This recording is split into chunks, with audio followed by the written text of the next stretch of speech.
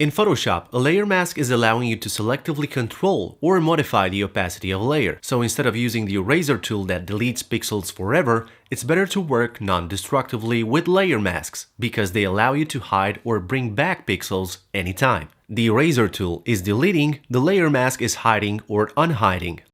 I have two layers here, a blue solid color layer with a text on it and a photo with a flower. You can add a mask to any layer by clicking here. When a layer mask is white, the image from that layer has no transparency. You can press Ctrl-I to invert the mask from white to black. In this case, the image with the flower becomes invisible or 100% transparent. Let's invert it to black.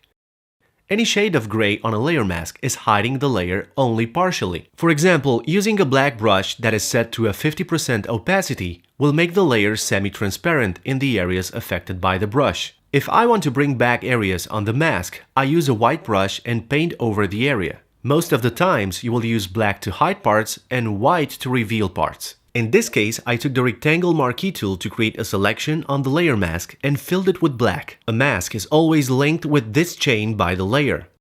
If I try to move it, it will move together with the image. To move or transform the image or the mask independently, click on the chain to deactivate it.